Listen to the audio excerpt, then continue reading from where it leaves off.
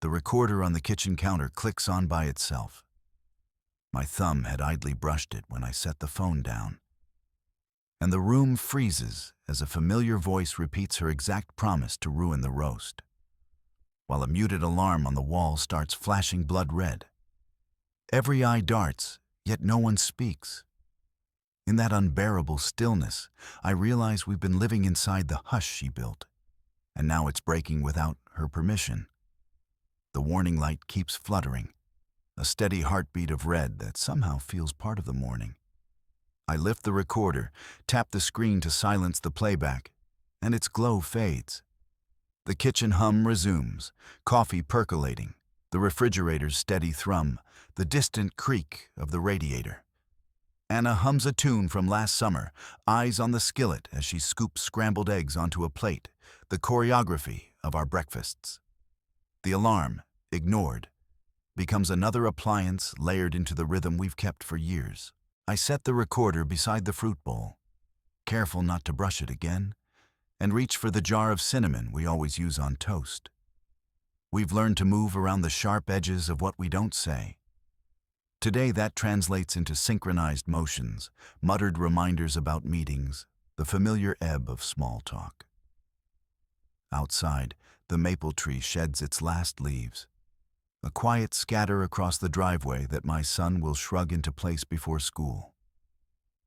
This is the ordinary we return to, even when ghosts of promises linger in the corners. The kettle shrieks awake. Steam stalks the kitchen while I shuffle cereal boxes with one hand and balance a saucepan lid with the other. My mother-in-law already has a cup in hand, standing beside the counter as if she lives in the corner cabinet. She leans toward me without asking, eyes tracking every ingredient. Does he even need another late meeting dropped on him? She says, brow pinched. We set boundaries around bedtime for a reason. Constant changes just make him tired. I line up the sliced strawberries and hear my spouse's keys click on the table. He is still yawning, hair mussed from the night shift. He asked if we could try the afternoon nap instead of the evening one, I say, keeping my voice steady. It was meant to help him reach the hour he missed yesterday. You remember how his mother and I handled schedules? She replies, leaning so close I can smell her perfume over the citrus cleaner. No disrespect meant, but he always stuck to what worked. He thrived on predictability. Snoozing around makes him think his routine isn't valued. She slides her hand under the table rim, picking up the baby monitor and twisting it. If you start trimming his bedtime, he'll figure out he can ignore what his own parents ask. That's not healthy. I set the lid down, the clatters splitting the air. The pediatrician said shifting light exposure might help, I say. He won't resent us for trying something small. You'll make it seem like I'm the bad guy the next time he's tired because you let him stay up. She counters quickly, voice sharpening. He needs to know his mom and dad respect what I know about him. I just don't want him thinking we're ignoring his needs. My spouse's hand drops onto the counter beside the monitor, palm flat, a small pulse beating in his thumb. He steps between us, blocking her path to the table. Mom, we're not ignoring anything, he says, voice low but steady. We agreed to try this for a week. If it backfires, we can go back. You don't have to reframe every change as a betrayal. She lifts her chin, jaw working, but for a moment her gaze flicks past him and lands on me. I keep pouring milk, each splash louder than necessary. He keeps talking, softer now. You can ask me to slow down, but you can't decide our parenting in front of her. We promised each other that. His fingers tighten around the monitor before he lets go. She releases a breath that sounds almost like a sigh. Fine, she says, but the word is brittle. She sets the monitor down. We'll see how long your experiment lasts. He nods once, shoulders easing. Then we'll show you it actually makes him happier. I leave the milk jar open on the counter, feeling my hands tremble slightly. He takes the strawberries from me, planting them on a tray for the baby. The tray goes into the mini oven, and he taps start. My mother-in-law watches the timer blink. I slide the empty cereal box back where it belongs, front facing out so she can read the nutrition facts if she wants. My spouse flicks on the radio, a soft jazz song filling the space between the tension and the heating tray. She reaches for a plate, but this time she asks, "Do you want me to set the table?" "Yes," I say calmly. "And thank you." His nod to me is quick, acknowledging the tiny battlefield we just survived. We move forward into morning, the tension still crackling but contained. The tray dings, he lifts it out, and the aroma of warm oats softens the edges of the moment. She watches as I feed one scoop to the baby, then steps back before the next doubt can form. The crib still creaks in the corner, while bedrest pajamas of a damp child lie twisted on the floor. I balance a bowl of cooled oatmeal on the sofa arm. One hand fumbles a burp cloth from the pile as little feet kick the air from the rocker. Marie glides in without knocking, her bright silk scarf scraping past the doorway. And the minute she spots the untouched nap chart taped to the wall, she tilts her head. "You went rogue on the schedule again?" She sighs, then adds, "I just want to understand why you think messing with the only thing that keeps him calm is okay. Tell me what's going on inside you, if there's anything you're afraid to admit." She settles on the coffee table edge, fingers steepled, eyes not leaving mine. The words are a trap dressed as concern. I breathe around them, then see my husband come through the kitchen, rubbing palms on his jeans. He was awake the whole afternoon. We tested the later nap and... Before Marie raises a hand, interrupting with soft, theatrical alarm. "So, you went against the restful plan I told you? That's not just a schedule change. That's a refusal to respect this family. You just admitted you don't trust my sense for how to care for my son." Her voice is low but pregnant. It cracks across the room like a snapped string. I put the bowl down, cradle the baby, and steel myself. We tried it because he was still fussy after the last routine. Maybe 3 hours later. She slides a notebook toward me with rehearsed gentleness. "Write it down. I need to see you really let it out. What worries you about your decisions? Where did you lose your confidence? Make it clear." Her fingers hover near mine. The motion is meant to reassure, but it pins me. Heat blooms in my chest. I whisper the first thing that comes. "I worry I'm messing him up. I worry you'll think I'm selfish if I don't do what you say. I worry I'm a disappointment." The words taste sharp. Her pen hovers, then stabs down on paper like a tally mark. She murmurs, "Good. That's honestly said. Now maybe you can understand why disagreeing with me feels like forgetting your son." The payoff is a release. I finally voice the fear I've hidden. She nods, satisfied, and leans back, twirling the pen between her fingers, while I fold the cloth around the baby's tiny fist. She looks at my husband and, with the flourish she reserves for family theater, reports, "He said you made him feel worthless. He begged me to remind you that he's scared of losing your approval." My husband's face darkens, the lines of exhaustion sharpening. Marie doesn't wait for a response. "You see? This isn't about a nap. It's about you dismissing him in public." I grip the armrest so hard my knuckles blanch. The pressure spikes, knowing she'll relay everything I admit and twist it into proof of my failure. The child settles finally, with a soft thump to sleep. I look at Marie while the hush settles. She's still talking to my husband, tone dramatic but controlled. I meet her gaze, and for the first time the scene breaks. She knows I'm watching her catalog every confession. The entry she just made exists now, a fact to be wielded later. And I feel both exposed and strangely relieved that the manipulation isn't invisible anymore. The tension doesn't lessen, but I squeeze the baby's tiny hand, a small, private victory that doesn't feed her narrative. I slide the frying pan off the burner and stomp the handle down with a clang that echoes through the kitchen. The rhythm is louder than usual, somewhere between needing a beat and needing a boundary. He walks in carrying the school backpack, shoulders hunched. He stops when he sees me waiting. "We have to talk before dinner," I say, keeping my gaze level. "I need to know we're on the same page about what happened with Marie today." He pauses, sets the backpack down, and nods. "I just want to hear what you think." His fingers curl around the straps like he's bracing for something. Before I can finish, the phone buzzes on the counter. Marie's name lights up.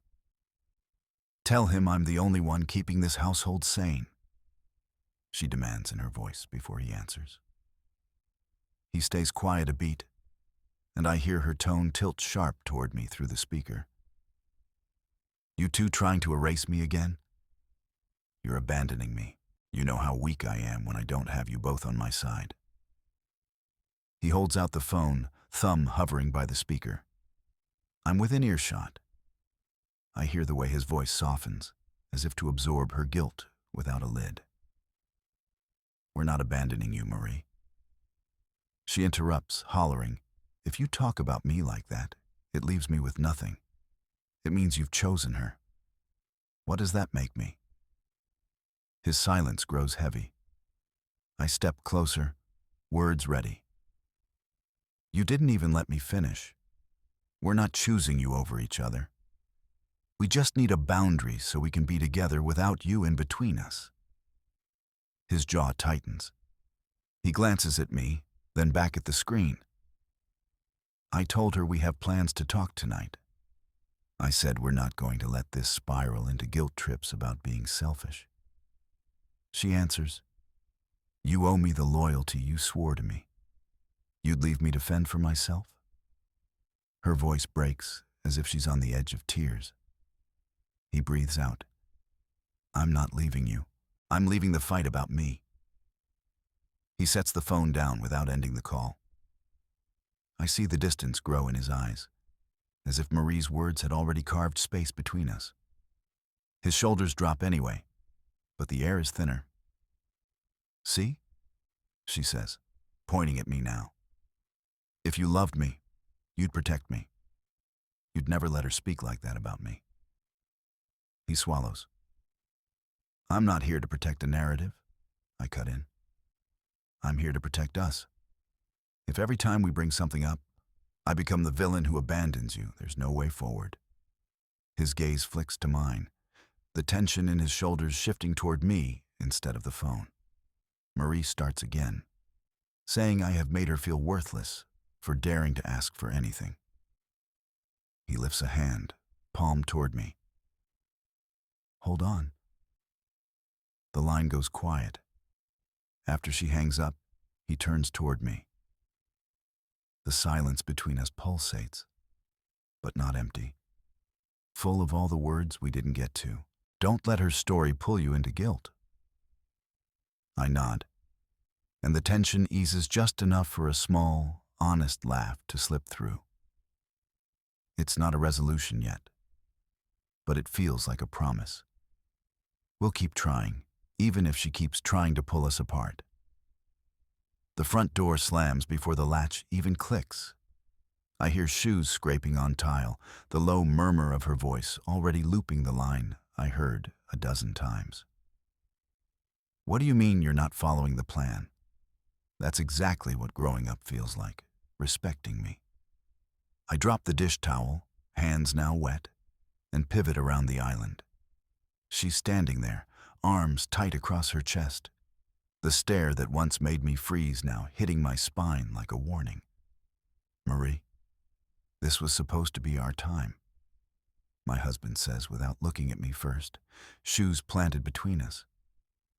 His voice is soft, trying to be neutral, and I feel the shift before he says anything else. We agreed. He's not agreeing to anything unless it's honoring how I raised him. She interrupts, eyes darting over my shoulder to see if the kids are in sight. I saw the note about a nap.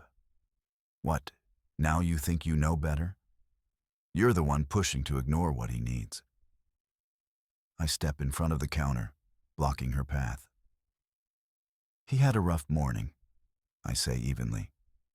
We're giving him a little space. That's our decision. I'm not the one rewriting history, she says, leaning forward so close I can count the lines beside her eyes. You talk about boundaries like they're rules you get to invent. He's my son. Being around you keeps him from the family he needs. You keep making it my fault, I snap, and the words ricochet through the kitchen. We're managing our home, and yes, that includes protecting our private time. He's tired of defending you, she tells him, and for a beat, he looks at me as if he can't find which side to stand on. I'm not defending anyone's disrespect, he says, but his shoulders tense anyway. Marie, you knew we wanted to close the door during naps. We're not abandoning anyone. You're abandoning me, she says flatly, and I can hear the practiced sadness. He can't even say that we're doing right by him. You're making him choose. He looks at me. There's a flash of the past, the automatic allegiance to her, the way he used to silence himself. I reach out, placing my hand briefly on his forearm. Choose now, I whisper. He takes a breath that shudders.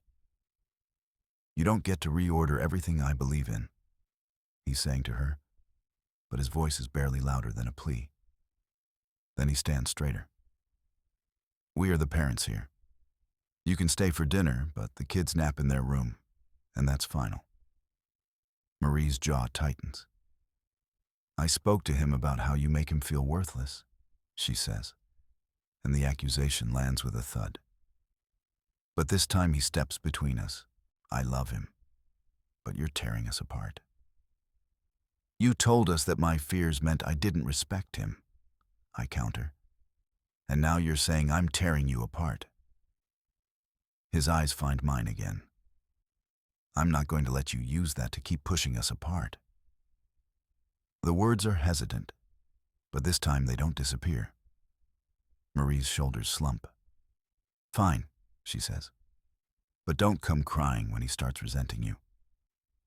Then don't call during our time, he replies, and there's a calm finality now. She glares at him a moment longer, then turns and walks out, the door closing with a heavy click behind her. I sink down onto a chair, exhaling. He rubs the back of his neck, still caught somewhere between apology and relief. I meant it, he says softly. We're the ones deciding what's best. I heard you, I say, quieter than his, but steadier. Let's keep holding that. The kitchen table is a command center now. My laptop hums, a spiral notebook splayed beside it. I replay last night's call in my head, fingers flying across the keys. I type, Marie. Guilt trip. Abandonment talk triggered when Thomas stepped toward the nap schedule. Husband kept phone on speaker. I stated boundaries. I pause, breathe, and write a second line. I am documenting every manipulation, even when it wears a halo. The notebook gets the same note, in block letters, so I don't forget how it sounds when I say it out loud. A knock sounds, and I glance at the clock. Olivia steps in with 2 mugs of tea, her coat still damp from drizzle. She hands me one without waiting for me to ask. You said you needed to tell me something, she says, eyebrows lifting when she sees the notebook. You really made a log. I push the notebook toward her. Read the last page. This is everything from last night. Exact phrases, the way guilt was handed like a sacred thing. She leans in, eyes scanning. Her shoulders stiffen when she hits the line where Marie framed disagreement as disrespect for Thomas. She makes a soft sound, not pity, just the noise of someone seeing what was hidden. The phone buzzes on the counter. Marie's name flashes. I don't answer immediately. Olivia's hand tightens around her cup.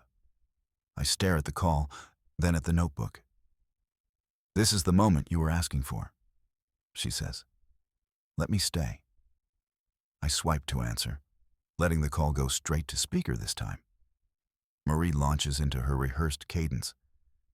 I'm trying to be involved for the kids, and you keep shutting down.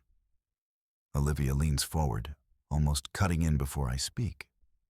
I breathe, then say, Marie, emotional abuse dressed as devotion is still abuse. You keep saying I'm being selfish for wanting boundaries, but I am not canceling myself, so you stay comfortable. Marie splutters, another guilt-laden phrase surging. I don't let it land.